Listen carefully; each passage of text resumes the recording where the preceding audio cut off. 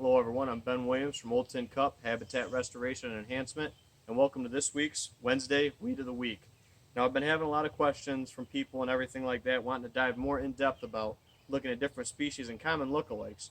And even though these all look like, we call them daisies a lot of times, they're actually three different plant species. And we're going to talk about one specifically today, and then we're going to talk about some of the common lookalikes. This is Oxeye Daisy.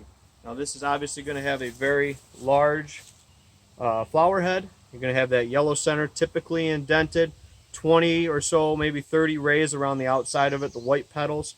And these leaves are very long, slender, and irregularly toothed. And I hope this is showing on the video. I'm doing this without a cameraman today. And that's Oxeye Daisy. Now these are not native to North America. These are actually naturalized in from European countries. But you see them a lot of times in fields, maybe in meadows, stuff like that, maybe even in some fallow cornfields. It is a perennial plant. It's going to come back. It can spread by either rhizomes or by seed.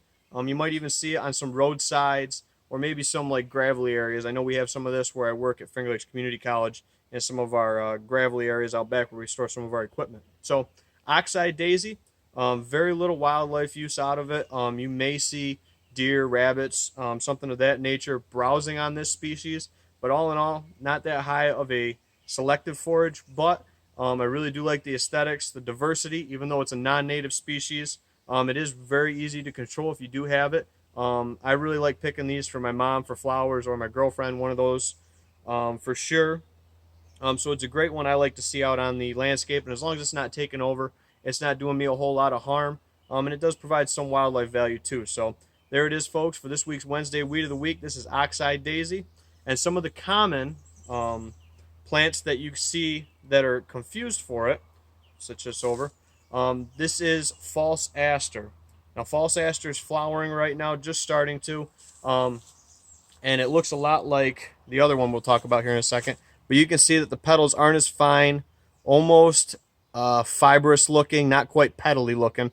You'll see that these are large, long leaves on this plant. It's kind of in a poorer soil condition for this one, so we're not seeing a whole lot of larger leaves for it. But you see there's no tooths along the margins. They're very long and almost spear tip shape, kind of a lanceolate shaped leaf.